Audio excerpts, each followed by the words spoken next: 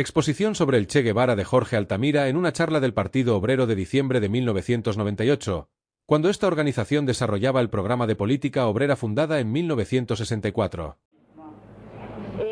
Hemos trabajado en este sentido en varios colegios, muchos de los cuales ustedes están acá, tanto en Benavides como en Macri, como en Garín mismo, y elegimos un tema que fuimos notando que es un tema de bastante actualidad, que les está interesando mucho, que incluso nos fueron comentando compañeros de los colegios que lo están estudiando de un ángulo que nosotros muchas veces no acordamos. Por eso, para clarificar políticamente cuál es la posición que tiene el Partido Obrero respecto a quién fue, cuál es la lucha que desarrolló el Che Guevara, es que le pedimos al compañero Jorge Altamira que viniera a darnos una charla. Es un compañero, para los que no lo conocen, miembro del Comité Central del Partido Obrero, y le pedimos que viniera, bueno, justamente a debatir conjuntamente con nosotros este tema. Bien.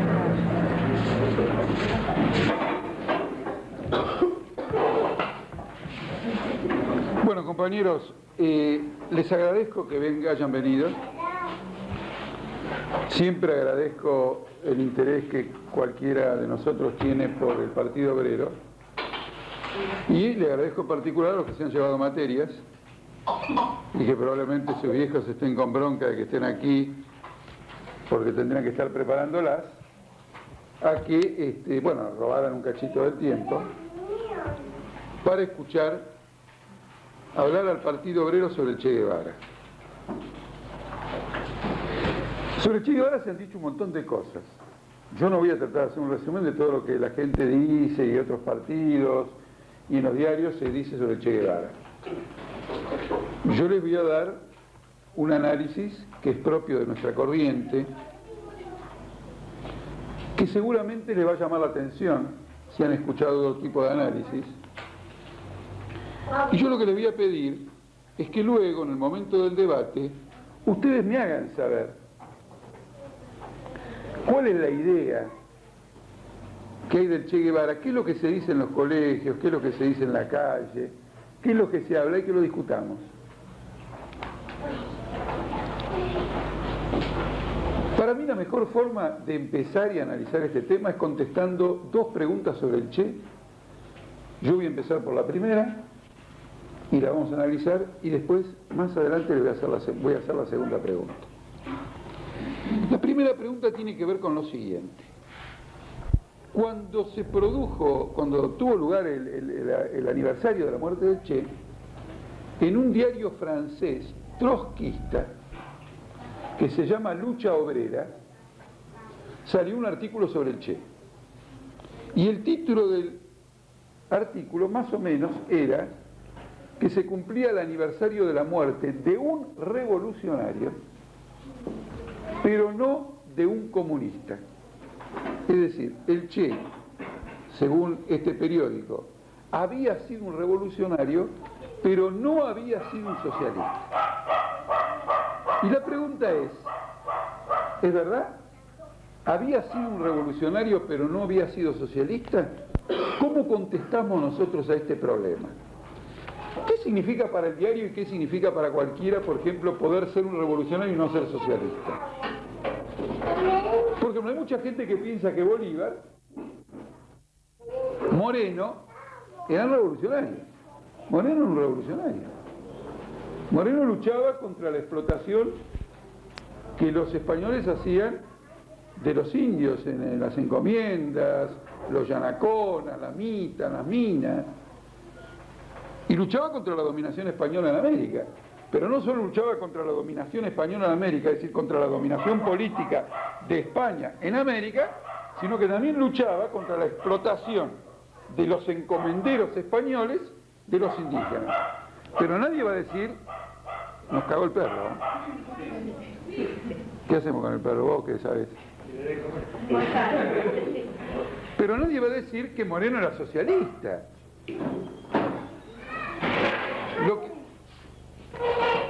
Nuestra accidentada charla. ¿No pasó nada? Bueno. Nadie puede decir que porque no Moreno era socialista. ¿Por qué? Porque lo que Moreno proponía como revolucionario era emancipar políticamente a América del dominio español y portugués y darle los derechos de la igualdad jurídica a los indios. Es decir, en realidad Moreno lo que quería era hacer en América la Revolución Francesa, donde todos los hombres fueran iguales, desde el punto de vista de la ley, desde el punto de vista del orden jurídico, desde el punto de vista de los derechos, y que las naciones fueran independientes. En aquella época, el que actuaba de esa manera era un revolucionario, pero nadie puede decir que era un socialista. ¿El Che Guevara sería como Moreno? La pregunta viene porque este diario, ¿qué dice? El Che Guevara es un revolucionario, ¿por qué? Primero porque luchó contra una dictadura, la dictadura de Batista en Cuba. En segundo lugar luchó contra el imperialismo yanqui. Entonces es incuestionable que era un revolucionario, dice el diario. Pero no era un socialista. ¿Por qué dice que no era un socialista? Porque esa lucha él no la desarrollaba apoyándose en la clase obrera. La clase obrera no era la vanguardia política de la lucha revolucionaria de Che Guevara. Y si no es la clase obrera la vanguardia política, la victoria de la revolución que pueda pretender el Che Guevara no conduce al gobierno de los obreros y no conduce al socialismo. El socialismo no es solo proclamar un ideal de igualdad, sino es luchar por un determinado objetivo histórico a través de la lucha de la clase obrera contra los capitalistas. Y según este diario, Che no hacía una cosa de ese tipo. Y tampoco tenía como perspectiva la lucha por el gobierno mundial de los trabajadores, que es la condición para el socialismo. Es decir, que el Che era un revolucionario, saludos para el Che, pero no era un socialista. O en las palabras de ese diario, no era un comunista. La pregunta, ¿es así o no es así? Y a mí me pareció muy provocativa esta pregunta. Porque lo bueno para discutir de hombres como el Che y de cualquiera es plantearse polémicamente la vida del tipo. Porque eso de agarrar a un tipo que uno tiene una idea de que actuó en forma extraordinaria y decir que bueno, que extraordinario, que bárbaro, ya es contrarrevolucionario. Porque incluso los revolucionarios tenemos que analizarlo como revolucionarios, no como chupamedias. Nosotros no le podemos chupar la media ni a los revolucionarios. Si nosotros le chupamos la media a un revolucionario, ya no somos un revolucionario, somos un contrarrevolucionario. Y ya estamos violando la enseñanza que pudo haber dejado ese revolucionario. Porque si él era un revolucionario no le chupó la media a nadie. Nuestra actitud tiene que ser crítica, siempre. Siempre crítica. La palabra crítica está muy desprestigiada. Este tipo siempre criticando. Pero el concepto de crítica, ¿cuál es? El concepto de crítica es que si yo lo que existe, lo que está existiendo ahora, lo critico, es porque quiero que lo que exista dé un paso adelante, progrese. ¿Me explico o no? Nosotros tenemos este local y yo lo critico, ¿qué digo? Tenemos que abrir otro local. Tiene que tener más actividad, tiene que tener otra cosa. Si yo no lo critico y digo que está bien, soy un conservador. Entonces la aproximación ante los problemas tiene que ser crítica. Yo les contesto cuál va a ser la pregunta de nuestra charla. En la opinión mía, y voy a tratar de mostrárselo, el Che Guevara era un revolucionario y un socialista. Y el socialismo del Che Guevara tiene una importancia tan extraordinaria en la vida política que él lleva adelante, que el haber jugado ese papel en vida, hoy tiene una gran importancia para nosotros en la lucha que estamos librando en la actualidad. Cosa que mucha gente a veces no se da cuenta. ¿Qué cosa hizo de importante el Che? Que hoy el hecho de que él la hizo es muy importante para nosotros. Y si no lo hubiera hecho, hoy estaríamos, bueno, luchando, pero con desventaja. ¿Qué es el hecho formativo más profundo en la vida del Che? Esta es mi opinión. ¿Cuál es el hecho más profundo formativo en la vida del Che? El hecho más profundo que formó al Che son los acontecimientos de Guatemala del año 1954. En Guatemala había un gobierno progresista cuyo presidente era un militar, pero un militar progresista. Y había formado un gobierno en el cual algunos ministros incluso pertenecían al Partido Comunista. Y era un gobierno progresista que ya duraba 11 años. Primero había sido formado por otro militar, luego hubo elecciones, y como no hay reelección, este militar fue reemplazado por otro militar. El primero se llamaba el general Arévalo, y el segundo el general Arbenz. Y era un gobierno progresista. El Che Guevara llegó a Guatemala. Y en Guatemala se tomaban medidas progresistas en materia de educación, de salud, etc. En determinado momento, este gobierno decide tomar la medida nacional, la medida antiimperialista, la medida de independencia más importante que podía haber en Guatemala. Nacionalizar una compañía que se llama la United Fruit Company, que era el monopolio bananero de Guatemala y que es el origen de la expresión repúblicas bananeras para los países de Centroamérica. República bananera es decir que además de hacer banana, no hacía más nada. Y estos monopolios explotaban a los indígenas guatemaltecos a un extremo que el transporte sobre lomo de espalda de indio era más barato que vía ferroviaria.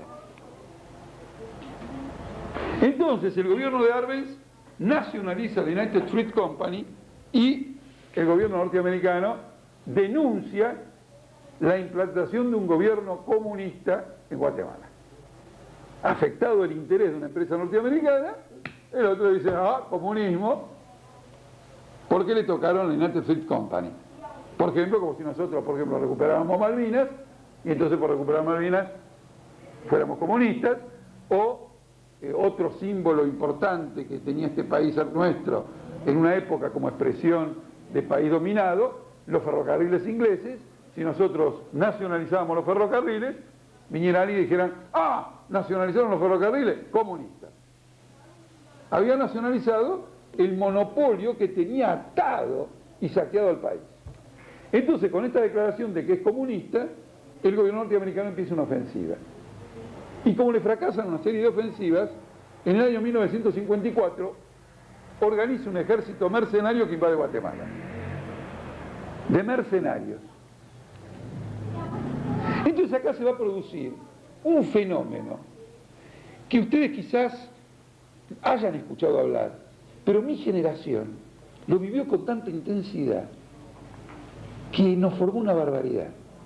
Venía un gobierno progresista, hacía tres boludeces, perdonen la expresión, más o menos progresista, los yanquis decían comunismo, le bajaban el dedo y lo volteaban. Y ese gobierno se dejaba voltear. Perón se dejó voltear, los gobiernos nacionalistas de Bolivia se dejaron voltear. ¿Me explico? Se dejaban voltear. ¿Por qué? Porque para no dejarse voltear tenían que armar a los trabajadores. Ante el ataque norteamericano, ante el sabotaje, tenían que armar a los trabajadores, tenían que tomar medidas contra los bancos extranjeros para que no huya el dinero del país. Y el temor a armar a los trabajadores hacía que este tipo de gobiernos, que ahora lo vamos a definir, gobiernos burgueses progresistas, gobiernos capitalistas progresistas, estos gobiernos, ante la necesidad de armar a los trabajadores, decían no, si hay que armar a los trabajadores, el mal menor es que triunfen los yanquis.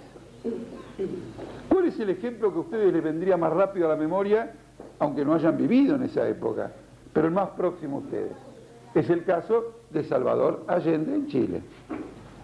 Salvador Allende en Chile, en la Unidad Popular, es derrocado por Pinochet. Bueno, de Pinochet ustedes ya todavía hoy escuchan hablar, porque Salvador Allende se niega a armar a los trabajadores chilenos. No solo que se niega a armar, sino que nombra a Pinochet ministro de Defensa, y los parlamentarios de la Unidad Popular, los comunistas de la Unidad Popular, los socialistas de la Unidad Popular, sacan una ley que autoriza al ejército a allanar los domicilios de los obreros para requisitar armas que tuvieran en su poder. Y Pinochet se dedica a requisitar las casas de los obreros bajo las barbas de Salvador Allende.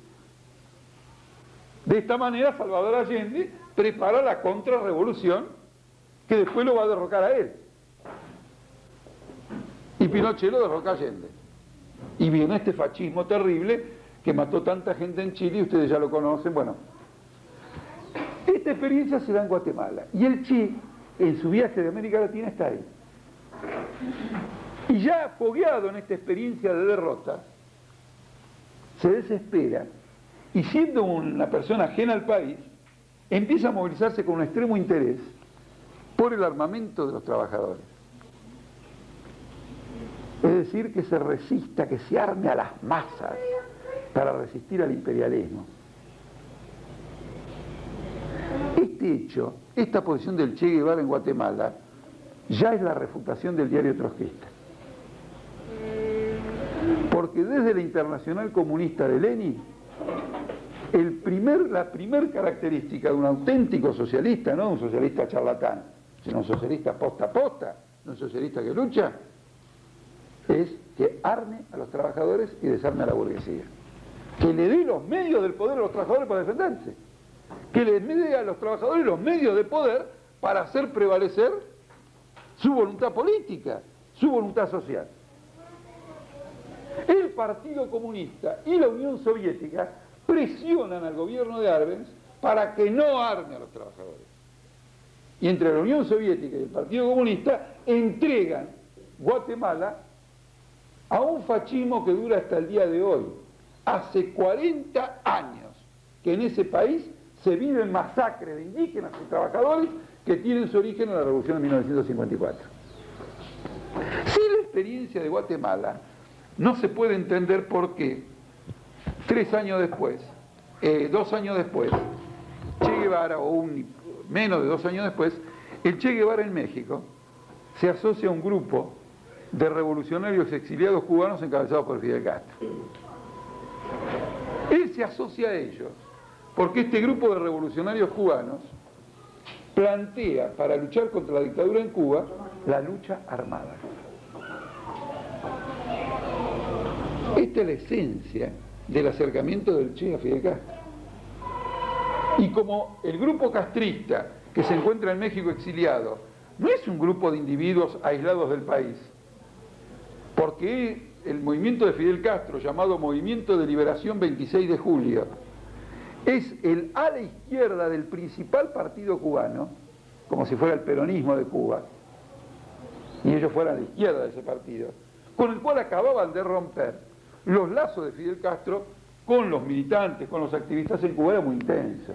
La organización del grupo cubano, el grupo castrista en Cuba era muy grande. Y entonces prepararon la lucha armada. Y esto se va a manifestar en el curso de la Revolución Cubana, en que a medida que el movimiento guerrillero va progresando, las propuestas de entregarle el poder mediante un acuerdo al Che Guevara y a Fidel Castro en el año 57, en el último año de la revolución, son muy insistentes. Y ellos la rechazan. Dicen, bueno, está bien, suban ustedes. ¿Por qué la rechazan? Porque la exigencia de Fidel Castro y del Che Guevara siempre es que hay que disolver el ejército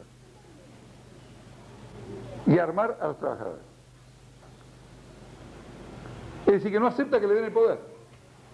Porque lógicamente el imperialismo decía, bueno, le damos el gobierno, pero como se mantiene el ejército, se mantiene la estructura del Estado, se mantiene esto, se mantiene el otro, los tenemos agarrados. Y ellos dicen no.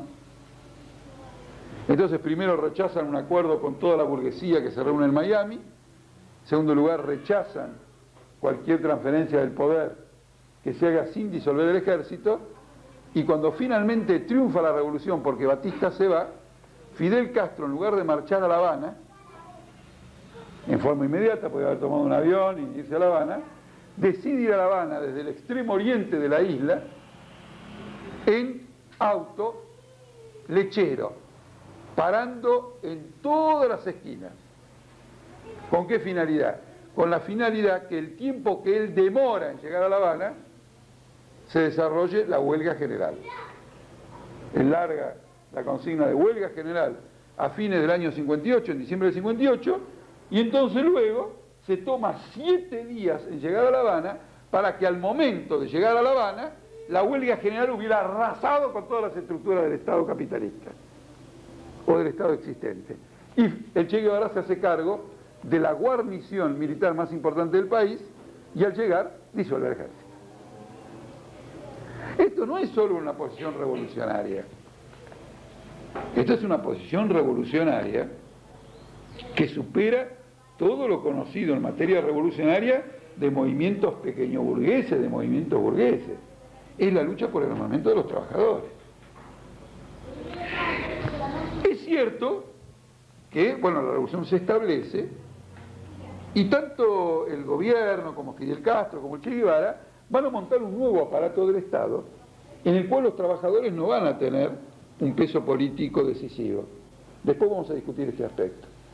Pero cuando en abril de 1961 se produce, ya no como ocurrió en Guatemala, un ataque de mercenarios, sino directamente el apoyo directo del imperialismo yanqui a los anticastristas que invaden Cuba, el gobierno castrista con el Che Guevara arma a toda la nación. Y en el lapso de menos de una semana quedan armadas 2 millones de personas para combatir cuerpo a cuerpo cualquier intervención imperialista.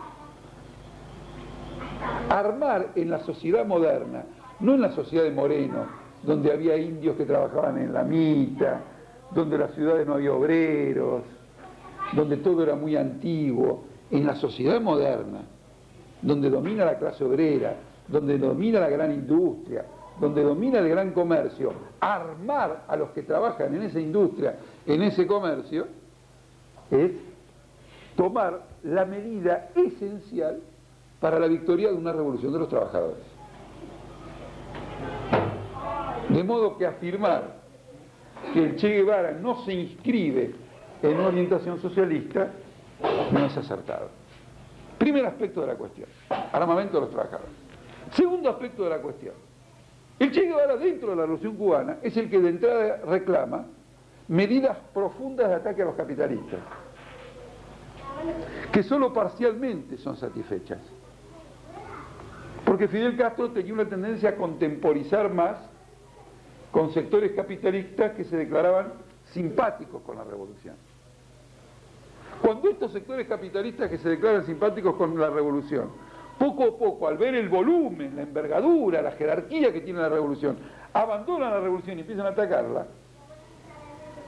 el gobierno cubano, y en esto la expresión de la posición de siempre de Fidel Castro, nacionaliza todas las propiedades imperialistas en Cuba y unos meses después nacionaliza todas las propiedades capitalistas en Cuba. Es decir, procede a lo que se llama la expropiación de la burguesía.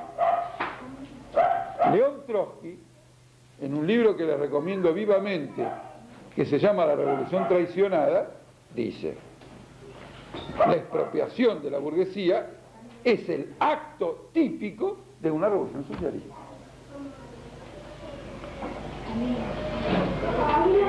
¿Me explico?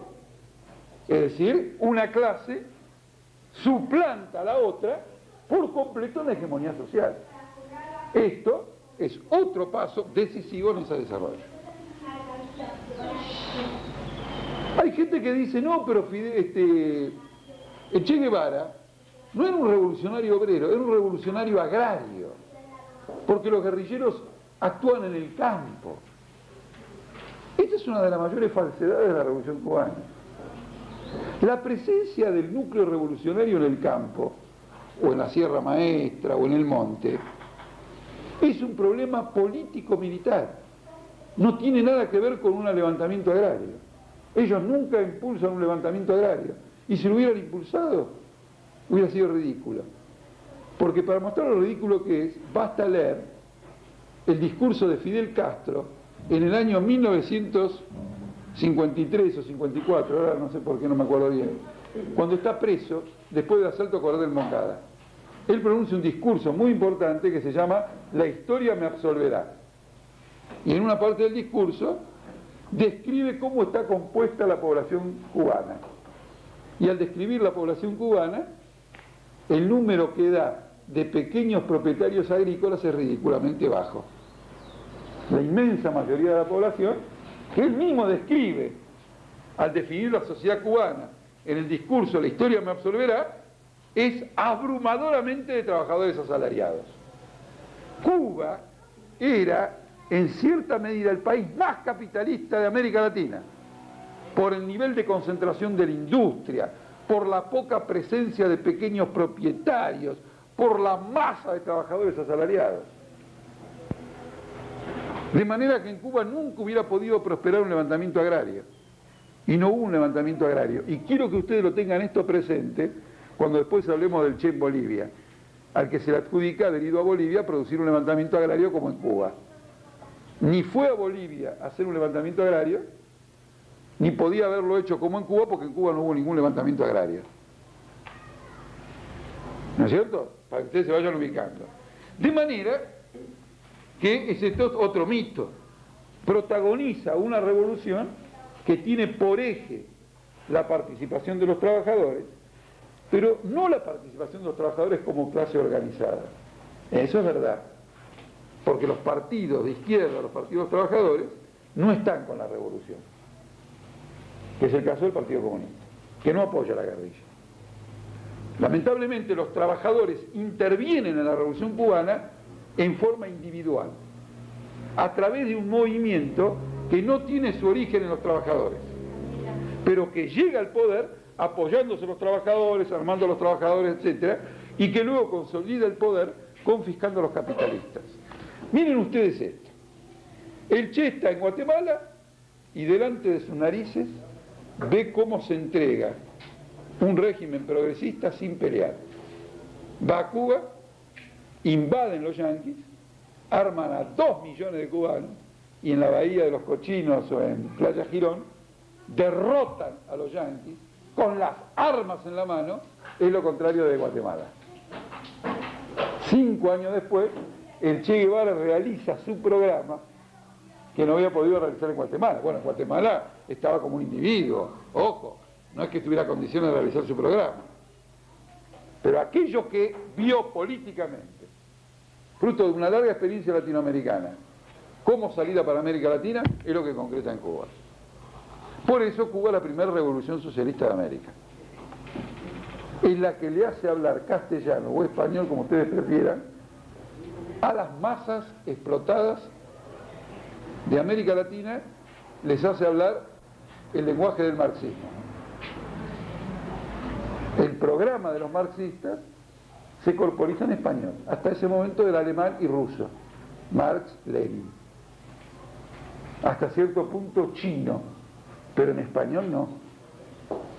Naturaliza el marxismo y la revolución socialista en América Latina. Entonces no se puede afirmar que no hubiera sido de esta manera.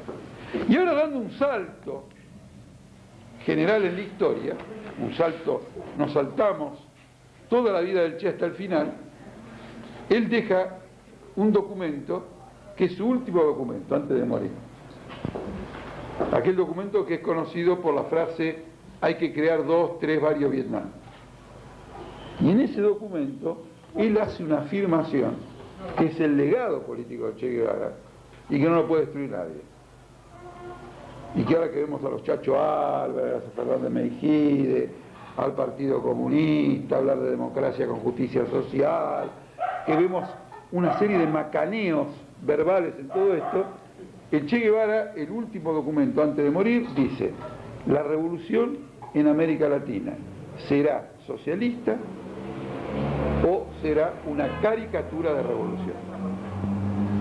Es decir, si la revolución no lleva a los obreros al poder, no acaba con la dominación de los capitalistas y no inaugura un régimen de planificación que atienda a las necesidades sociales, no hay ninguna clase de revolución. Hay contrarrevolución, caricatura de revolución. Guatemala de 1954. Hay un hilo de conductor. Para que la revolución triunfe tiene que ser socialista. Si no es socialista, no triunfa ninguna clase de revolución. Cuando ustedes ven Izquierda Unida que dicen que queremos democracia con justicia social, es decir, que no quieren el socialismo, si el Che Guevara estuviera vivo, diría: proponen una caricatura de revolución. El Che Guevara fija eso. Y la pregunta que nosotros tenemos que hacernos ¿es vigente? ¿La lucha por la revolución socialista es vigente en América Latina? La vigencia del Che Guevara significa afirmar la vigencia de la revolución socialista en América Latina. Voy a dar otro ejemplo más. Tomen una organización que se llama Patria Libre y que es la que más esgrime al Che Guevara. La que la lleva en las camisetas, la que lleva aquí, la lleva allá y todo lo demás. Patria Libre no es una organización socialista, es una organización nacionalista. El Che Guevara no era nacionalista, el Che Guevara era socialista. Si nosotros coincidiéramos con ese diario trotskista de que era un revolucionario no socialista, quiere decir que sería un revolucionario como el de Patria Libre. Que puede ser que sean revolucionarios, pero no son socialistas. Pero Che Guevara era socialista.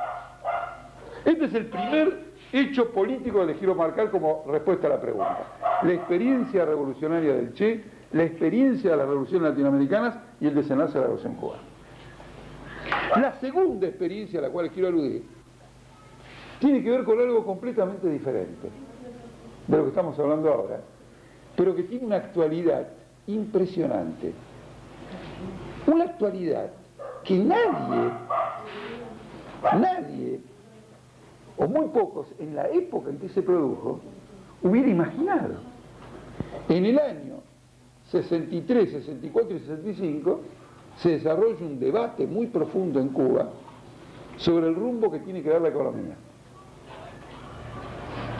Y bajo la presión de la Unión Soviética se empieza a desarrollar la tesis de que hay que llevar a Cuba a una economía de mercado.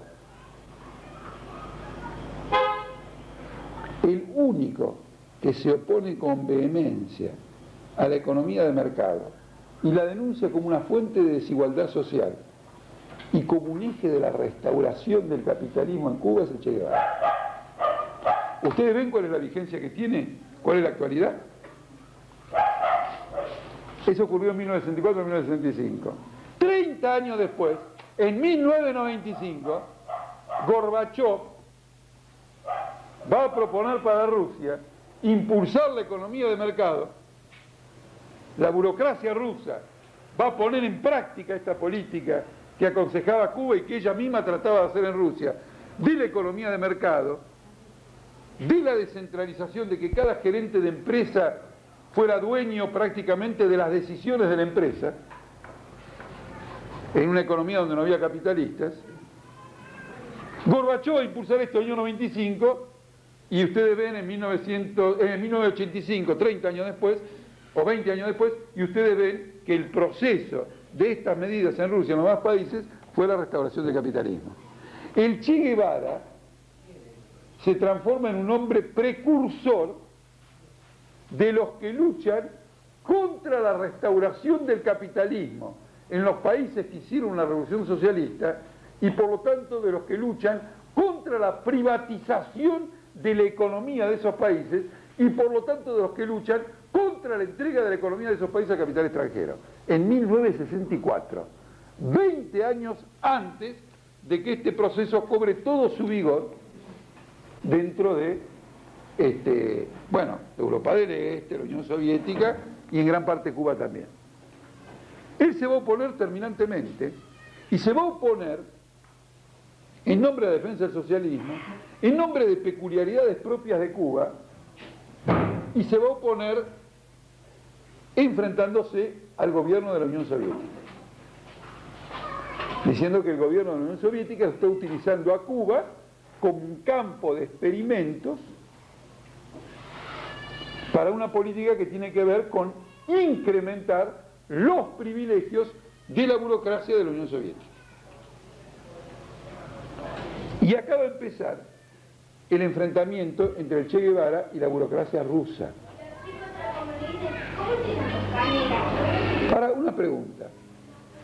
En el movimiento político mundial de los últimos 60 años, ¿quién se enfrentó a la burocracia rusa en defensa de las conquistas de la revolución socialista? solamente los partidarios de León Trotsky y los defensores de la Cuarta Internacional, es decir, los socialistas más consecuentes que hubo hasta ahora en la historia. Y después de ellos, ¿quién? El Che Guevara. Che Guevara no era socialista. Anticipó el enfrentamiento, lo encarnó, con una diferencia. Trotsky era un teórico, tiene una escuela de la terrible. Che Guevara no era un teórico. El Che Guevara no tenía la experiencia de Trotsky. El Che Guevara no pertenecía a una generación que se había formado en una gran escuela, porque Trotsky nace de Marx, de Rosa Luxemburgo, de Lenin, de Kautsky. Hay 40 años en la historia del movimiento obrero del mundo en que un líder forma a otro y de un país a otro, y ¿se entiende? Es como un semillero de cuadros. Ese semillero de cuadros termina con Stalin triunfando en Rusia y con Hitler triunfando en Alemania. Los matan a todos. Se acabó el semillero de cuadros. No hay más cuadros. Los matan a todos. Termina la Segunda Guerra Mundial y no hay auténticos cuadros en el mundo por ningún lado. El Che Guevara se va a criar y se va a formar políticamente en un vacío político, sin maestros. Por eso muchas ideas del Che al principio parecen como ideas que vienen del Partido Comunista y de la izquierda tradicional, porque naturalmente se heredan del ambiente izquierdista que hay. Pero es una apariencia. El Che Guevara no tiene esa formación de Trotsky, no tiene la de Lenin, no tiene la de Mao, no tiene la de este. Y sin embargo es el primer gran opositor a este proceso. No solo eso.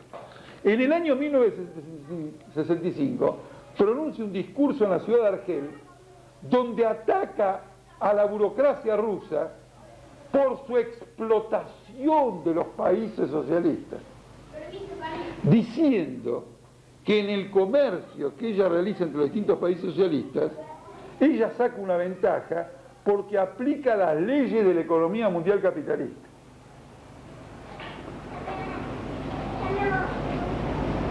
Es decir, que él va a hacer un planteamiento no solo nacional de Cuba, sino internacional.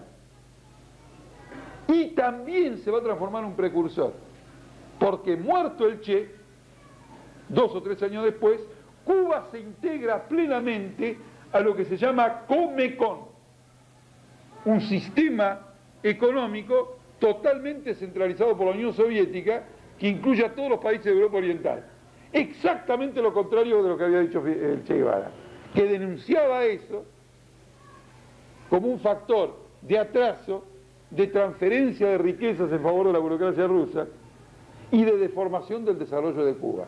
Con el ingreso de Cuba al Comecon se abandonan definitivamente en Cuba los planes de industrialización y Cuba vuelve a ser un país monoexportador de azúcar. Y cuando viene esta gran crisis, Cuba se va a encontrar que la única forma de tener dólares para el maquinaria es vendiendo azúcar, que no tiene otra cosa que azúcar. Exactamente lo que el Che Guevara había planteado que se debía combatir. Entonces nosotros tenemos acá no solo ya la respuesta a la pregunta que hicimos al comienzo sobre si había sido un socialista o no, sino algo más grave, más importante. Cuando alguien a ustedes les dice el comunismo ha muerto, miren, en Rusia cayó el comunismo, miren aquí como no el comunismo, muchos contestan, eso no era comunismo, eso era un régimen burocrático, despótico y todo lo demás. Muy bien contestado. ¿Cuál es el defecto que tiene la contestación? Que lo de ustedes, o lo que yo contestaría, que sería lo mismo que contestarían ustedes si pensaran así, no pasaría de ser una opinión sobre lo que es el verdadero comunismo o lo que no es el verdadero comunismo. ¿Me explico o no? Uno decía, bueno, esa es tu idea del comunismo. Pero el comunismo que hubo, es eso que está ahí, se cayó. A mí que me importa. Mira, si cada uno viene con su propia idea del comunismo, iba a decir que como no era del modelo de él sigue bien, porque todo lo que se cae en el mundo no es justo lo de él. Él tiene la propia. ¿Está claro o no? Naturalmente el Partido Obrero no es tan fácil. El Partido Obrero con el Che tiene una ventaja. Una ventaja fabulosa en la lucha política. Y es que nosotros luchábamos contra este comunismo, el Che y nosotros, 30 años antes de que cayera. luchábamos contra este, para que cayera, no a manos del imperialismo, sino a manos de la clase obrera. ¿Me explico? Una cosa es estar ahí y decir, ah, no, este no era el comunismo mío, mi ideal sigue bien, porque lo que cayó no es mi ideal. Otra cosa es haber estado 30 años luchando contra algo, y cuando cae, decir, ¡y se cayó lo tuyo! ¿Lo mío? Si hace 30 años que estoy luchando contra esto. Ya no es una opinión, es una lucha práctica. El Che tiene la ventaja sobre el Partido Obrero, que el Partido Obrero es relativamente desconocido, el Che no. El Partido Obrero lo sabe para sí mismo y para quienes lo conocen en la Argentina. Pero que el Che jugó este papel a nivel mundial, lo sabe el mundo. Que el comunismo de la burocracia rusa no es el comunismo. Que el comunismo de la burocracia china no es el comunismo. ¿Quién lo dijo? El Che. ¿Cuándo? 30 años antes de que cayera el comunismo. Y luchó contra eso. Entonces tiene el valor de ser el precursor del combate actual más importante que tenemos para librar, que desenmascarar esta restauración capitalista en esos países y esa privatización como algo ajeno a los intereses del movimiento obrero, como algo ajeno a la lucha histórica del movimiento obrero. ¿Y qué es lo que prueba que es ajeno a la lucha histórica del movimiento obrero? Que el movimiento obrero, a través del Che, que el movimiento obrero, a través del Partido Obrero, que el movimiento obrero, a través de la Cuarta Internacional, que el movimiento obrero, a través de los trotskistas, mucho antes, incluso del propio Che, por Trotsky, ¿no?, luchaba contra esta deformación, degeneración política de esos estados por parte de la burocracia. Nadie reivindica este aspecto de Che. Nadie lo reivindica como el precursor político de estos combates contra la degeneración burocrática. Y con esto el Che se transforma en más socialista que el diario francés que le cuestiona no ser socialista. Porque es indudable que el Che peleó por estos objetivos socialistas con más tenacidad que el diario trotskista francés, que como juez dice, sí, era un revolucionario pero era un socialista. Más autoridad tendría el Che, si estuviera vivo ahora, de sacar un diario no sé dónde y poner, los franceses son revolucionarios, pero son socialistas. Él tendría más autoridad para criticar si los otros son socialistas que ellos al Che. Esto es muy importante. Ahora, ¿esto quiere decir que no hay una crítica al Che? ¿Cómo podemos ver la crítica? En primer lugar, ¿qué sería una crítica al Che? Una crítica al Che no puede ser una crítica a la persona.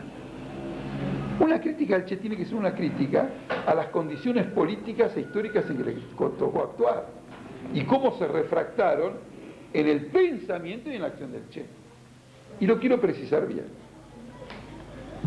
Cuando el Che hace la crítica al impulso a la desigualdad, a tratar de darle a los gerentes de las empresas monopolio de las empresas estatales, lo cual hubiera transformado a ellos más ricos, y a través de sus enlaces con la economía internacional los hubiera transformado en agentes del retorno del capitalismo a Cuba.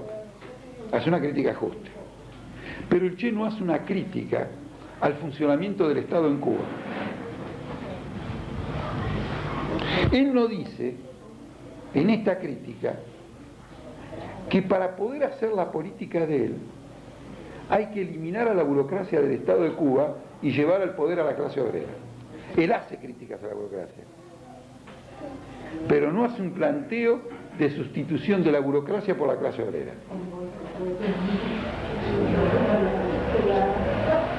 Naturalmente, que esto está expresando una confianza de él en el equipo dirigente de la revolución. Y la razón para que él tenga esa confianza es legítima. Fueron los que hicieron la revolución, fueron los que hicieron la revolución. Es decir, que él, para llegar a esta crítica, hubiera tenido que vivir más intensamente la experiencia de la burocratización del Estado, que cada vez es más copado por una burocracia. Pero para vivirla más intensamente, no lo hubieran tenido que matar en Bolivia en 1967 a los 36 años de edad. Es decir, no está completa esa crítica de parte de él. Pero con seguridad lo hubiera desarrollado. Ese es el valor que tiene el artículo que aparece en defensa del marxismo de un historiador inglés dedicado al trotskismo cubano, que después de 6 meses de estar en Cuba, da a conocer en este último número cómo el Che empieza a interesarse por el contacto con los trotskistas cubanos y con la literatura trotskista.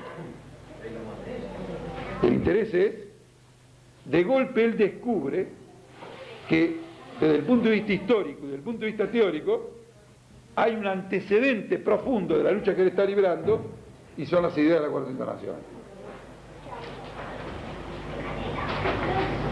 Entonces, como ustedes ven, no somos tipo a media del Che. Tratamos de ver las condiciones en las que actuó. Segunda cuestión. El Che, en la lucha contra la desigualdad, en la lucha contra esta burocracia, en la lucha contra los planes soviéticos dirigidos a fomentar la desigualdad como un primer paso al retorno al capitalismo, desarrolla una idea, la idea del hombre nuevo. Es decir, el hombre que no tiene otro interés que su felicidad como la felicidad del otro. ¿Me explico? Es decir, que no puede realizar una felicidad individual si no es colectivamente. Al revés de la sociedad capitalista. Un tipo se considera feliz cuando cagó a todo el mundo. ¿Está claro o no? Un tipo le dicen, primer premio por algo. ¿Por qué? Yo llegué y los demás no. Como yo llegué y los demás no llegó, yo soy feliz. Los demás son todo al carajo. ¿Me explico? Entonces, esta idea del hombre nuevo es una idea que no es del Che. Es una idea que viene de la más remota antigüedad. Desde que los esclavos se rebelaban contra los esclavistas, todo gran movimiento de lucha contra la explotación desarrolló el ideal de otro tipo de hombre y de otro tipo de mujer, que fuera humanamente, moralmente, espiritualmente, la antípoda de la sociedad explotadora que estaba viviendo. ¿De acuerdo? Entonces él desarrolla esta idea. Pero ese hombre nuevo del Che tiene mucho de idealista, porque para que la sociedad produzca esos hombres nuevos, su nivel de desarrollo social tiene que ser muy superior al que tenía una sociedad como Cuba, y no puede ser un desarrollo circunscripto a un país, tiene que ser un desarrollo que por lo menos abarque a las partes más importantes del mundo avanzado. ¿Me explico? Pero el Che no estaba equivocado, porque para construir un mundo igualitario que dé lugar a un hombre igualitario, tiene que haber un hombre igualitario que luche por un mundo igualitario. ¿Me entienden o no? Yo lo que les digo es esto: si la sociedad no desarrolla condiciones de igualdad, no puede haber hombres nuevos. ¿Cierto? Si no hay condición para un hombre nuevo, no puede haber un hombre nuevo. Y ahora le hago este agregado. Pero si no hay hombres nuevos que luchen por cambiar las condiciones que permitan que haya hombres nuevos, no hay hombres nuevos. ¿Se entiende? Tiene que haber hombres nuevos, en parte, que luchen por un mundo nuevo, el cual creará los hombres nuevos. En ese sentido el Che no estaba equivocado. Todo el error de él, en todo caso, sería cuál era su grado de idealización. No sé si me explico. Hasta qué punto él pensaba que la sociedad entera cubana, independientemente del nivel de desarrollo social que había alcanzado, ya podía plantearse ese nivel de exigencia. Pero en la vida de las personas no hay una receta que te diga cuánto vos podés pedir. Vos pedís, vos luchás, vos empujás la pared. De golpe hiciste un esfuerzo y se cayó la pared. ¡Viva la revolución! De golpe te diste cuenta como esta pared no se cae. Llamás a 4 más que vengan a empujarla. Nadie puede saber cuál es la resistencia de la pared hasta que no tocan la pared. Por eso hay tantos charlatanes que dicen el Partido Obrero se equivocó acá, el Partido Obrero se equivocó acá. Es lógico, yo creía que la pared era débil.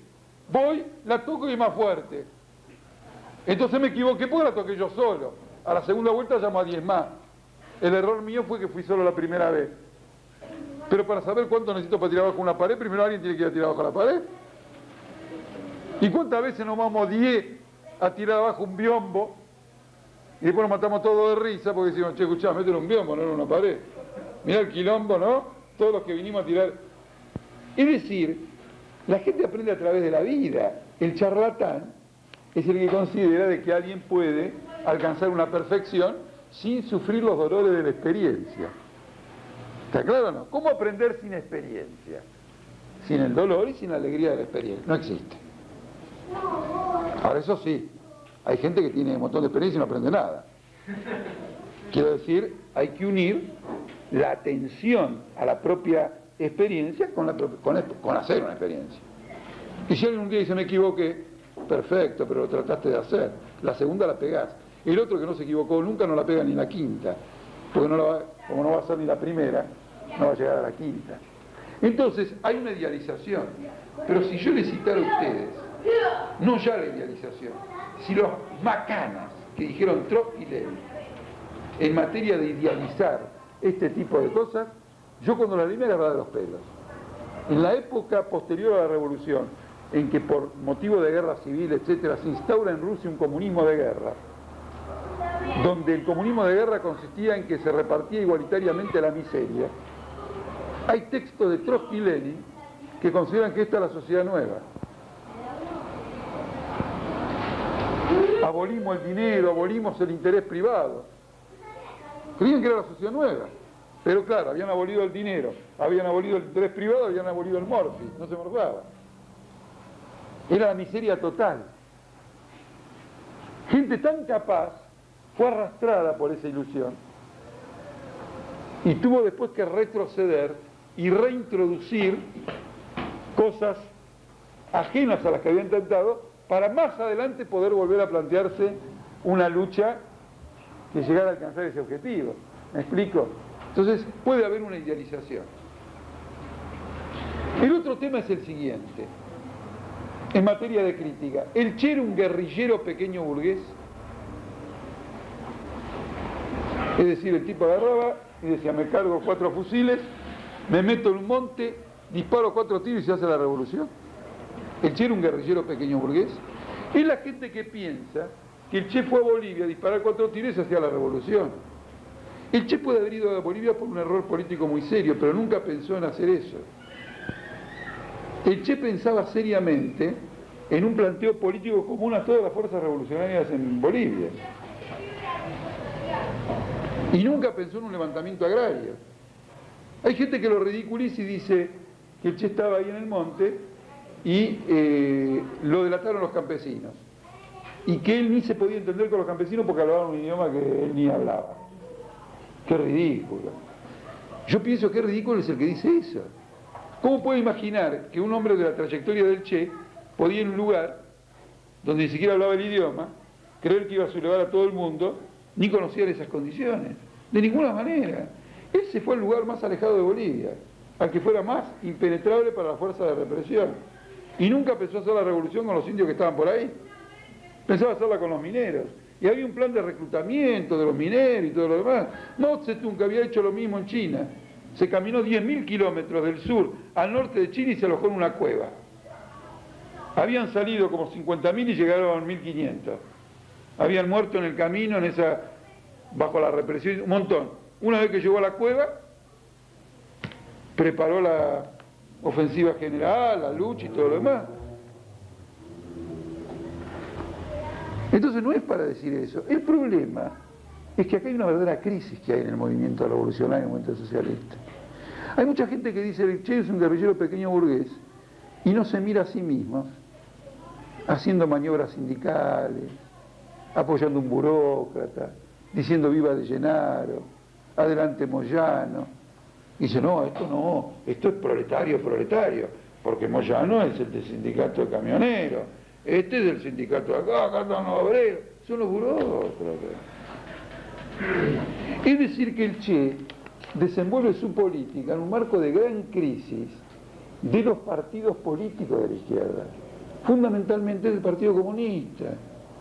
Este es un partido que había traicionado hace muchísimo tiempo la revolución.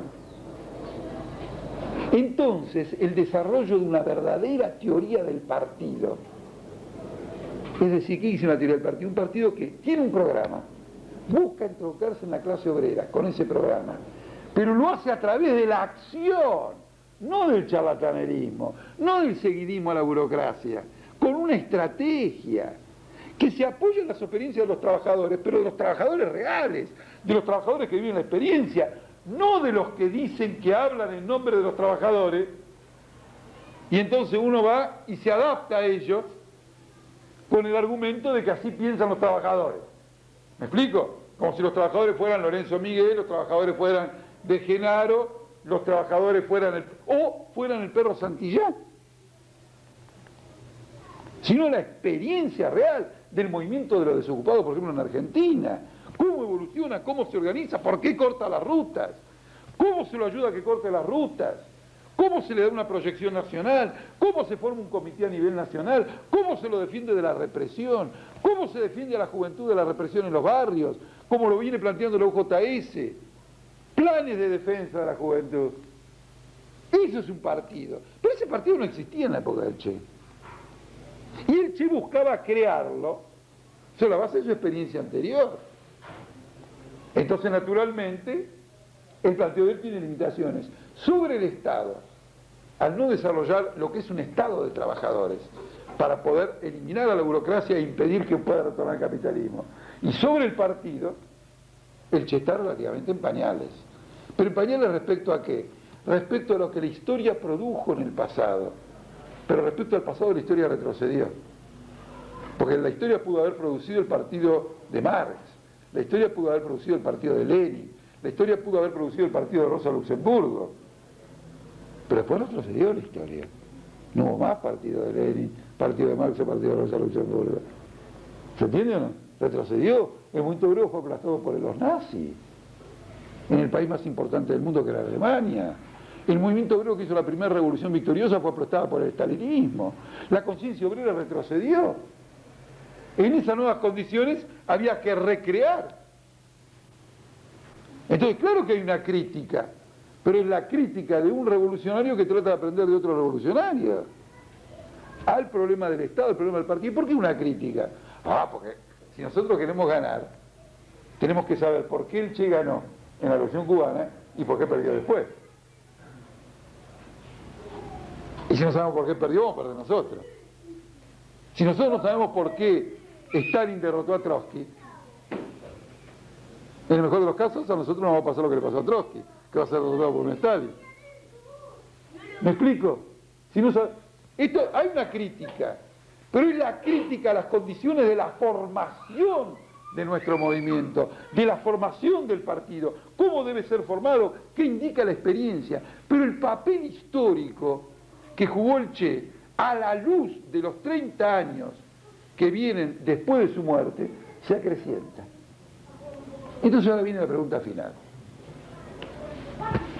que yo la hice por televisión en la campaña electoral, porque justo en la campaña electoral, porque se dio el aniversario del Che y me invitaron a un programa.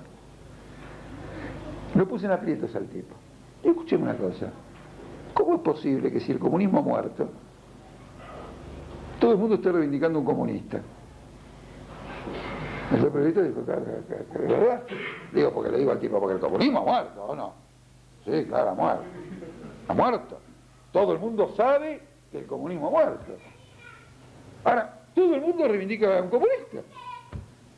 Estamos locos. ¿Cómo puede ser? ¿Cómo puede ser que nuestra juventud, que cree que el comunismo ha muerto, reivindique a un comunista? Porque el Che Guevara es el que luchó por el comunismo contra esto que se llamaba comunismo y que no lo era. El Che no tiene ninguna de las manchas de los crímenes de Stalin, ninguna de las traiciones de la burocracia rusa, ninguna de las traiciones del Partido Comunista, y luchó contra ellos. Por eso ellos lo entregaron en la selva boliviana. El Che fue derrotado por la delación y la entrega del Partido Comunista de Bolivia y del Partido Comunista de la Unión Soviética. Esos son los responsables. Entonces, cuando la juventud ahora reivindica al Che, reivindica un perfil político que es el perfil de la revolución, del gobierno de trabajadores. Uno me dirá, pero no, sos un fantasioso, mira. Los pibes ni idea tienen de todo lo que fue el Che, pero no tienen la idea contraria, como la tienen de todos los podridos que están por ahí. Nadie va a reivindicar nada de lo que fue. El otro día el PTP hizo un acto de una mesa redonda, no sé qué historia, sobre la Revolución Rusa y reivindicó a Stalin. ¿Cierto o no? Reivindicó a Stalin. Bueno, muy bien, reivindicó a Stalin. Yo les pregunto lo siguiente.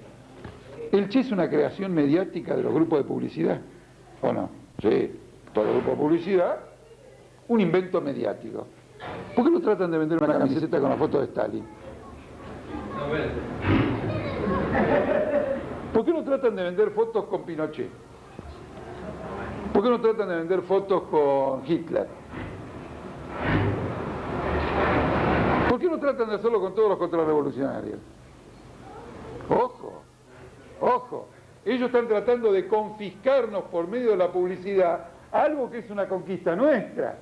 Y nosotros, para que no nos la confisquen, lo que tenemos que hacer es restablecer su autenticidad. Y él era un socialista y luchó como tal. En las condiciones de la época fue más lejos y trató de ver más lejos que aquellos que en ese diario francés se dicen que era un revolucionario pero era un comunista. Y nosotros pensamos que los comunistas no son ellos. Y además nos estamos peleando todos los días con ellos precisamente porque no son comunistas.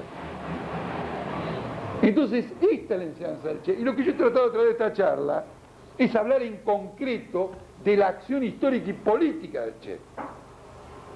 Y no de venderles el charlatanerismo, que el Che era un idealista, que el Che esto, que el Che por el otro, que el Che por el otro, porque no era eso. ¿Saben por qué no era eso? Porque el Che, como Lenin, para los contrarrevolucionarios tenía reservado el paredón. Y San Francisco de Asís y Jesucristo no tenían el paredón para los contrarrevolucionarios. San Francisco de Asís y Jesucristo ofrecían la otra mejilla. Entonces, ¿qué tenía de humano el Che? Amaba a todos nos amaba el Che. El Che tenía un profundo odio por los explotadores. En Cuba, los primeros 6 meses de la revolución, se formaron los tribunales populares y todos los batistianos fueron fusilados. El Che tiene las manos manchadas de sangre de contrarrevolucionarios. Por eso nosotros lo queremos al Che, porque las tiene manchadas de sangre de contrarrevolucionarios. No porque tiene las manos limpias de nada. Porque si las tiene limpias de nada, es un carajo el hombre. El Che era implacable con la contrarrevolución. Y ustedes me dirán, pero ¿estaba bien eso? ¡Ay, pregúntenle a los chilenos! Si le hubieran cortado la cabeza a Pinochet, si le hubieran enfrentado en el momento, no hubieran muerto decenas de miles de trabajadores chilenos, la flor y nata del socialismo latinoamericano en Chile. Si no hubiéramos tenido esta burocracia podrida, no hubiera habido Videla y no hubiéramos tenido 30.000 desaparecidos. El que no tenga odio a la explotación y el que no sepa lo que es capaz de hacer un contrarrevolucionario con las mujeres, los hombres, los chicos, los jóvenes del pueblo, no puede luchar revolucionariamente. Entonces el Che no era un impoluto que agarraba besitos para acá, besitos para allá, amo al hombre. El Che se divorció, por ejemplo. Si se divorció, quiere decir que estuvo casado con una mujer, después llegó a la conclusión que no se llevaba bien y se casó con otra. En cambio, el idealista no se divorcia nunca. No sé si se casa, pero seguro que no se divorcia. ¿Me entienden? Esto ustedes lo tienen que superar, porque este es un idealismo ingenuo, que no existe. No existe en una sociedad de explotación del hombre por el hombre. Moreno era también como el Che, por eso lo mataron.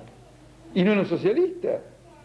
¿O ustedes creen que Moreno creía que entre el Inca que iba a las minas y se pudría muerto ahí sacando el oro para los españoles y el encomendero iba a haber paz social? No, él sabía que si triunfaban los indios había que acabar con los encomenderos. San Martín fusiló a los españoles. Entonces lo presenta como la Madre Teresa, la versión masculina de la Madre Teresa. Es un absurdo.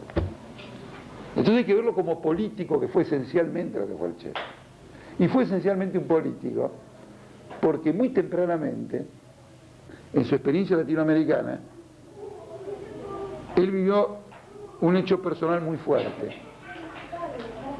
Y es que no se puede curar a la gente de a una. Él era médico. No se puede curar a la gente de a una.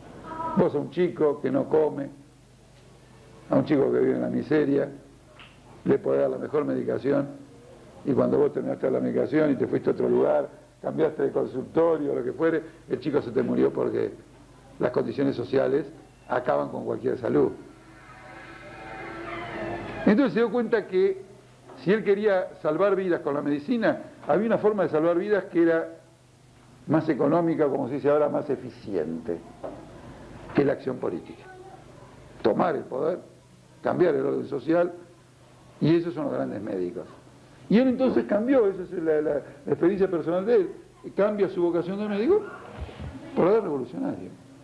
Pero nosotros tenemos que defender a muerte, independientemente del grado de acierto de lo que yo haya expuesto hoy acá, nosotros tenemos que defender a muerte el análisis del Che como político y como revolucionario político, como un hombre que luchaba por el poder para las masas, para acabar la explotación del hombre por el hombre. Desde otro ángulo es una pura falsificación. Nada más.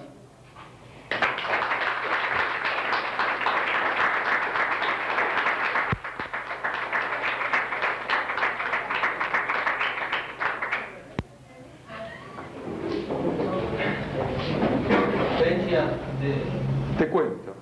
El Partido Comunista en Cuba, esto que hoy se llama Partido Comunista, es posterior al Che.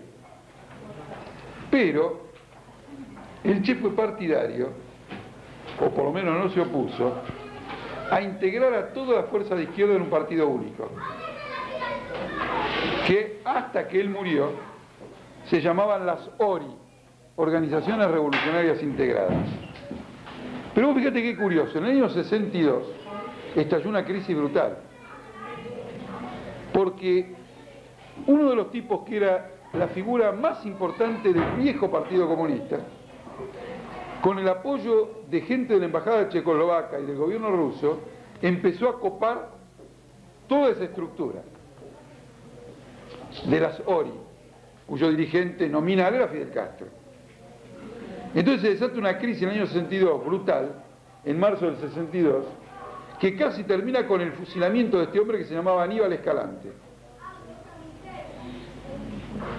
Fidel Castro y el Che terminan expulsando y enfrentando un intento de copamiento de este nuevo partido por los estalinistas cubanos.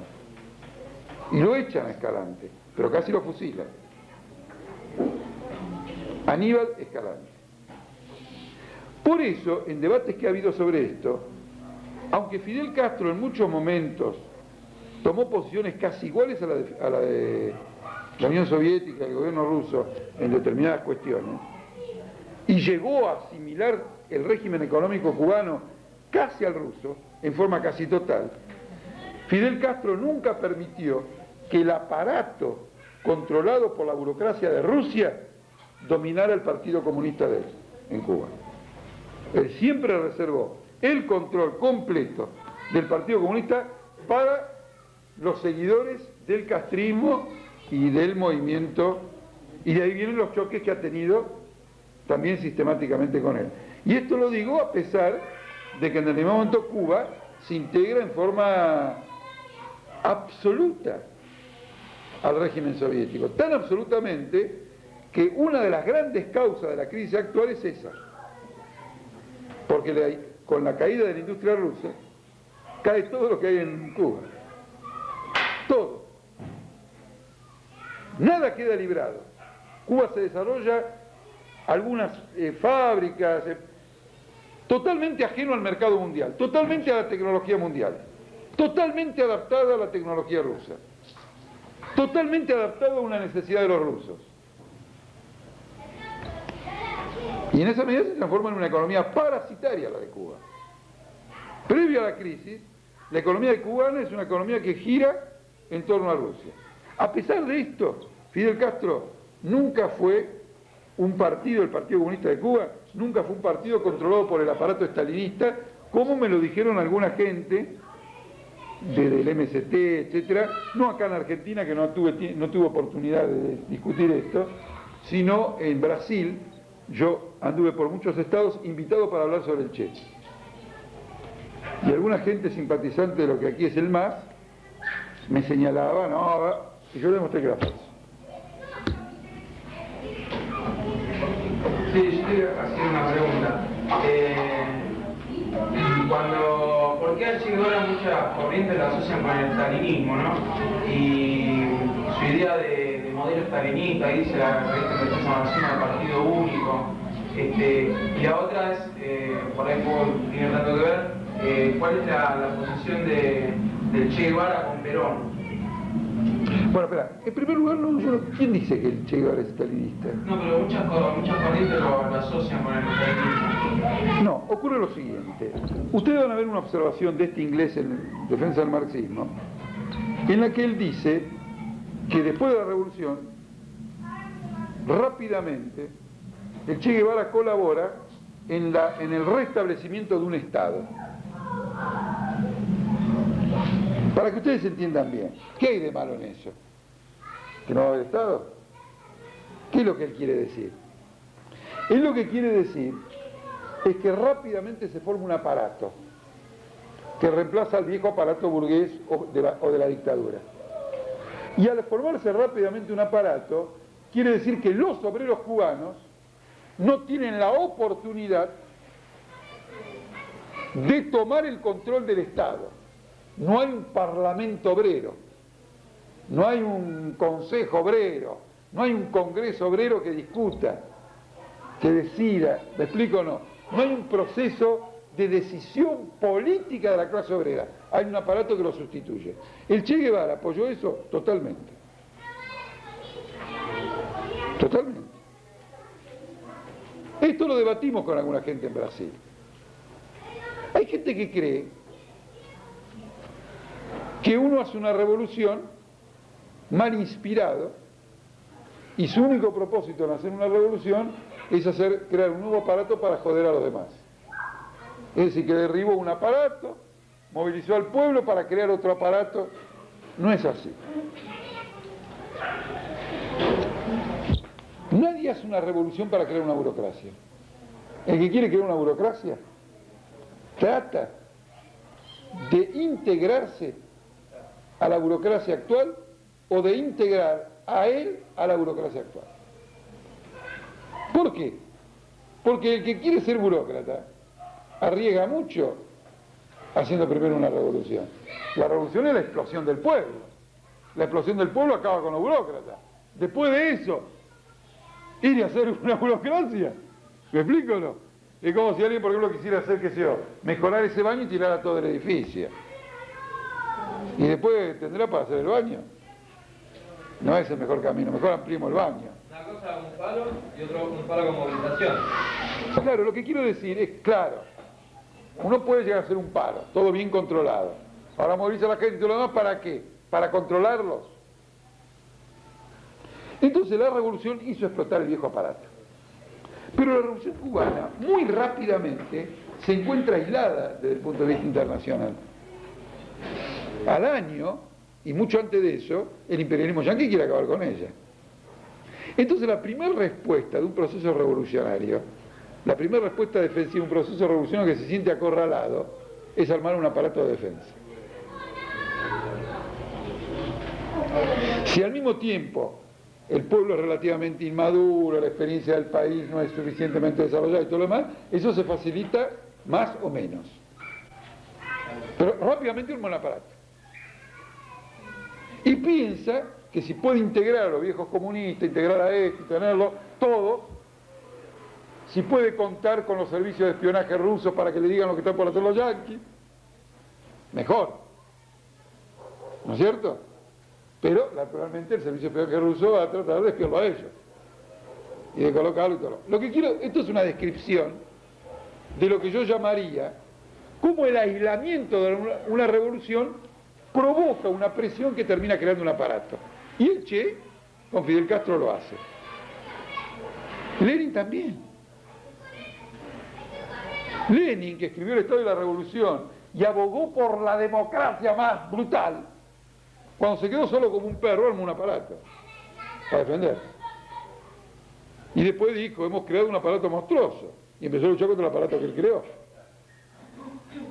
Pero lo que era una respuesta en un momento, después fue un mal y había que combatirlo. ¿Se entiende esto? Con esto quiero mostrarles que la política... Ese aparato que se creó, ¿había otra salida?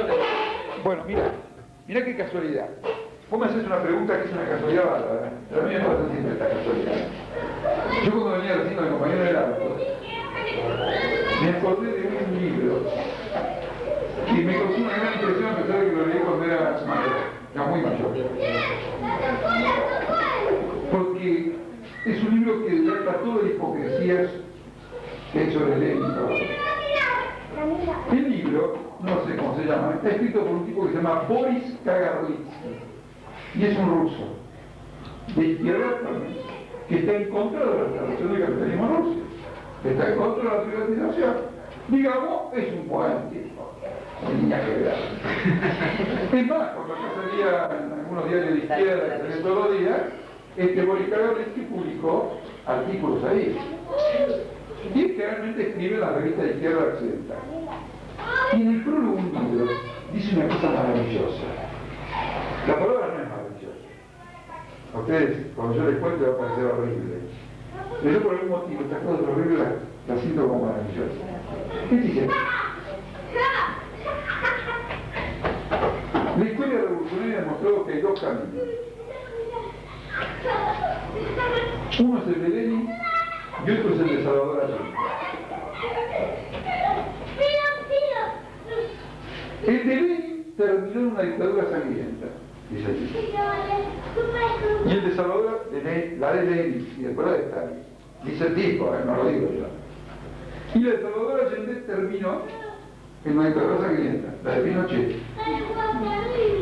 Uno, Lenin y Trotsky, para que no triunfe la contrarrevolución, aplastaron a los contrarrevolucionarios y crearon una dictadura.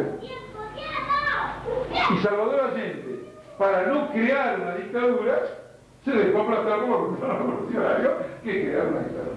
¿De acuerdo? ¿Eso se entiende lo que digo? Ahí lo ves. Él dice, yo estoy en contra de Lenin y estoy en contra de Salvador Allende. Pero si no hubiera un tercer camino, si no hubiera un tercer camino, ¿qué es? ¿Cómo acabo con la contrarrevolución? Sin aplastarlos. Es decir, ¿cómo? Aplicando la política de Allende, logro lo que logró Lenin, de que no triunfe Pinochet. ¿Se entiende o no se entiende? Que no lo repita. Si no existiera ese camino, prefiero el de Allende. Prefiero que nos maten y nos sacrifiquen. Trotsky y todos los revolucionarios consideraban que la revolución rusa tenía posibilidad de desarrollo si empalmaba con la revolución en Alemania. Pero no es que pensaban en Alemania como yo ahora por ejemplo puedo decir, a ver si empalmamos con Chile, como una arbitrariedad. Es que en Alemania la revolución estaba a punto de estallar y finalmente estalló y se produjo y se levantaron los obreros y tiraron abajo la monarquía. Es decir, era un desarrollo real y se levantaron los soldados alemanes y fusilaron a sus militares. Parecía la revolución socialista en Alemania. Y el partido socialista, la socialdemocracia, los reformistas, estrangularon esa revolución. Entonces, en eso se veía ese desarrollo. Luego la propia Rusia fue sometida a una atroz sangría, porque le invadieron de todos lados para destruir la revolución, le hicieron la vida imposible, destruyeron toda su economía. Entonces, en condiciones espantosas, hubo que mantener la vigencia del poder. Esos fueron los dolores, pero esos dolores los rusos no se los creó Lenin, se los creó el capitalismo, porque el capitalismo es el que llevó a Rusia a la Primera Guerra Mundial. La Revolución Rusa estalla al final de la Primera Guerra Mundial. La Revolución Rusa le pone fin a la guerra. Es para ponerle fin a la guerra. En la guerra masacran millones de rusos en los campos de batalla. La revolución es para terminar con la masacre de millones de rusos en la guerra. Todos los que critican a Lenin se olvidan de los 25 millones de muertos de la guerra contra la cual se hizo la revolución y le imputan a él la responsabilidad de todo lo que viene después. Pero si lo que viene después es los productos de lo que vino antes. ¿Me explico? Después viene Magna, no triunfó la revolución. ¿Quién terminó triunfando? Hitler. ¿Está claro o no? Entonces los alemanes evitaron tener un Lenin. Y se chuparon un Hitler. Resultado, vino la Segunda Guerra Mundial y tuviste 60 millones de muertos. Entonces, ¿dónde está el mérito? Hubieran tenido un Lenin, capaz que con 1 millón cerraban trato. No es que desprecio, no, usted no me tomará que para mí 1 o 2 muertos, 1 millón, no estoy jugando con la vida. Pero lo que quiero decir es que la humanidad hubiera evitado la gigantesca carnicería de la Segunda Guerra Mundial. Se hubiera triunfado un Lenin en Alemania. Es decir, la historia es un terreno en el que vos trabajás, como si fueras un campesino, trabajar la tierra. Llueve, es una cosa. Tiene que llover en la estación adecuada. Tiene que estar seco en la estación adecuada. Tenés que tener los medios. Tiene que haber semillas. Vos le preguntás a un campesino, ¿vos qué harías con independencia de las semillas, del tiempo, de la tierra y todo lo demás? Y dice, bueno, este es de la ciudad. Al mirar la historia pasa lo mismo. ¿Qué condiciones históricas, en qué condiciones históricas actuaron las personas? Eso es lo que tiene que ver. Y ver qué problemas se enfrentaban concretamente en la historia. Y no que el tipo dice, no, lo que pasa es que el tipo era violento y reaccionó así, el otro era violento. No. Esa es una pintura de la historia que a lo mejor tenés en la escuela secundaria, porque yo también fui secundaria. No estamos inventando nada. Que este tiró a este, después vino a este, hizo a este. Y es la historia de arriba, que es como los diarios. Fíjate una cosa interesante de los diarios. Ustedes saben un diario. Jorge Rodríguez está, Fernanda Mejía está, Pipi está, ta. Y pasan las páginas de Clarín y todos los titulares hablan de 1, 2 o 3 individuos. El día, todas las noticias del diario de hoy son de las noticias de lo que ocurrió ayer. Ayer, en las fábricas, en los campos, en los colegios, pasaron un montón de cosas. Salieron revistas de pibes, se armaron reivindicaciones, hubo problemas. Un diario informa. Los diarios, los medios, no recogen la actividad diaria del pueblo, sino de individuos aislados. Vos lo lees, te sentás frente a un noticiero, cuando te dicen la boludez de Juanita no sé cuánto, que se puso no sé qué ropa de este modito o el otro. Entonces, ¿cómo te vas formando mentalmente a considerar los sucesos como la conexión de individuos que dijo, que fue, que entonces, que la puso a Chiche, si no lo hubiera puesto a Chiche y hubiera puesto a Cachito, entonces a lo mejor sacaba 8 votos más? Huevada. No está la información de qué pasa con el pueblo. Y esa es la información y el análisis que ustedes en Prensa Obrera. Está enfocado en otro lado. Donde van a saber títulos de individuos que Juan dijo a él y no pasó esto, y entonces la situación económica, y entonces esto, la reivindicación, y a qué se debe, y por esto, es otro enfoque. Ese enfoque que aplicamos para la política, también lo tenemos que aplicar para la historia. Y para los que se interesen por esto va a ser fecundo. Fecundo en el sentido que van a sacar conclusiones. Vale, fuerte.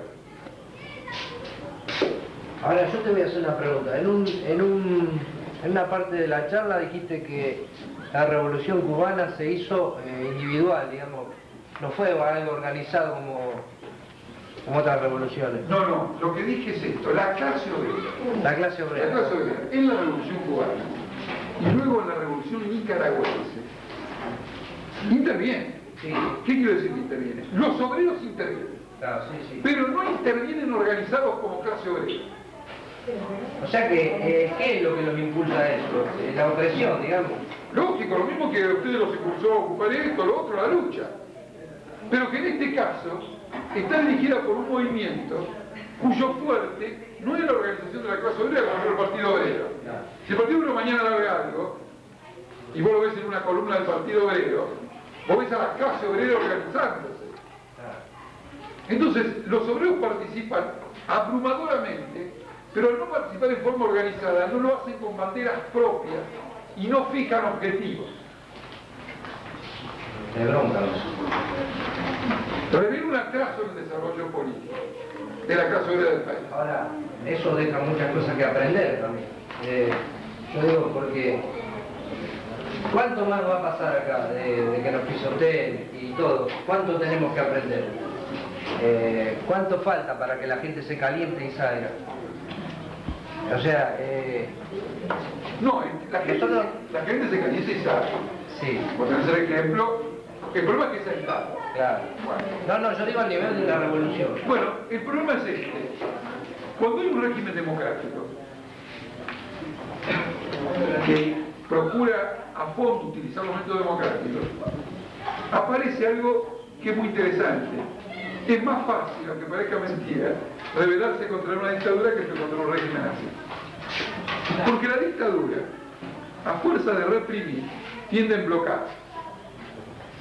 Y el régimen democrático tiende a corromper. Hoy, por ejemplo, me entrevisté con una chica de un diario de La Matanza. Cuando terminó la entrevista, la periodista, la chica esta, me dijo que estudia en ciencias sociales.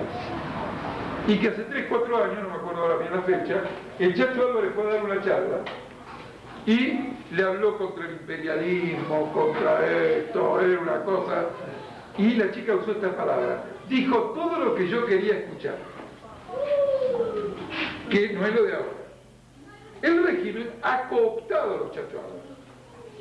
Mosquera, de la provincia de Buenos Aires del Frepaso, es el ex secretario general de la Juventud Comunista. Lo cooptó. Lorenzo Miguel, Lauro son todos tipos corrompidos por regímenes constitucionales. Cuando viene Videla, a la mierda, corrompe unos poquitos. No, pero en los lugares donde hace falta seguridad meten un milico. Eso es. Bueno, acá no, combinan todo. Claro, Si no, no estaría María Soledad, no estaría Castillo Paz y todo. Pero está la corruptela. Entonces el régimen democrático tiene un capital que lo juega. Lo juega todo. Votación, te cambia de tipo, Menem no sirve, viene Dualde no sirve, van a elegir a Reutemann. ¿Me explico? No? Toda una serie de cambios, etcétera, etcétera. El trabajo es más complejo. ¿Entendés? Hay que superar todos estos engaños. Entonces, el trabajo opositor es muy prolongado.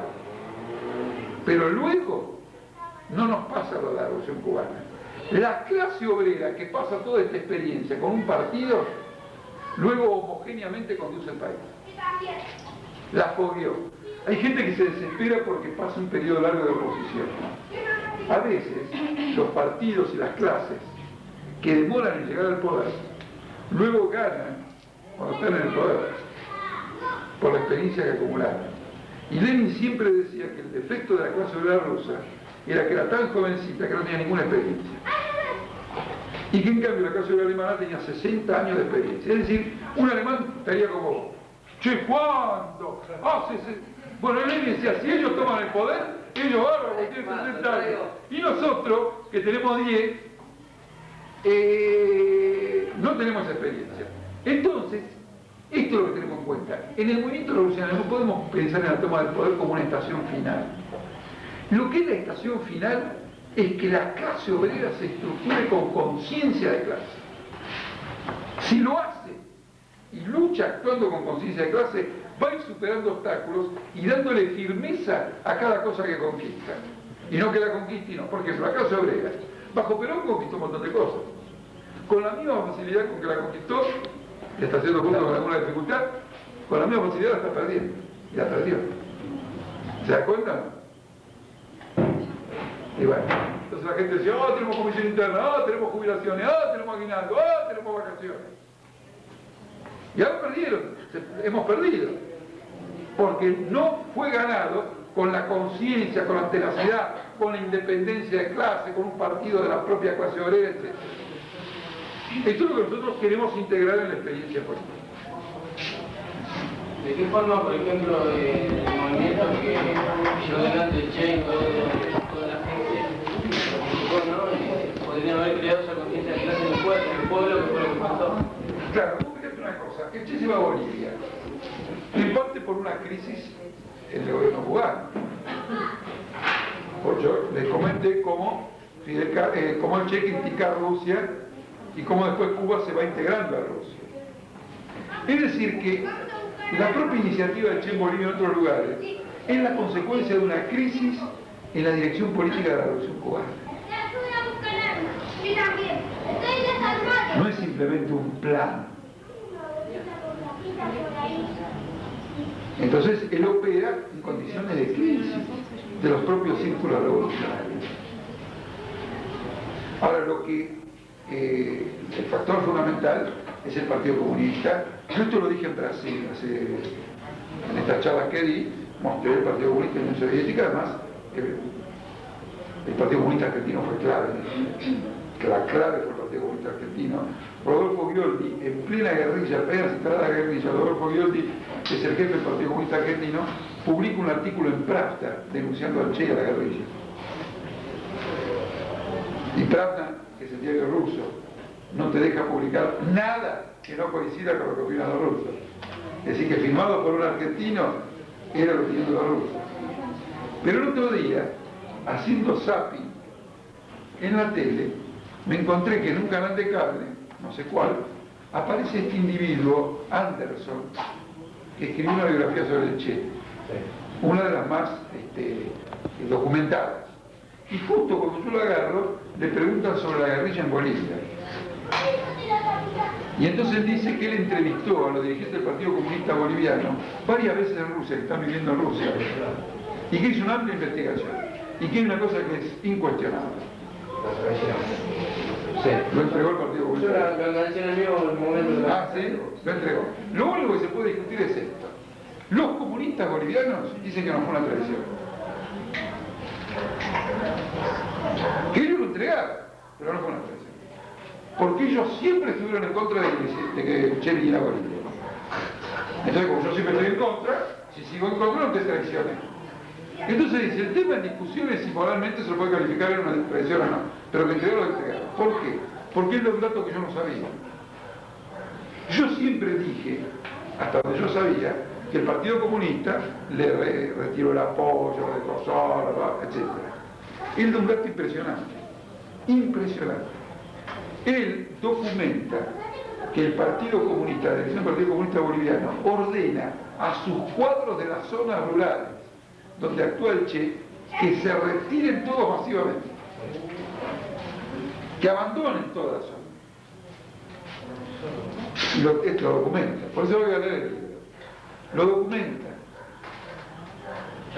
Entonces, no lo quiero decir, es un operativo político de la burocracia rusa del estalinismo para aniquilar a Che Guevara.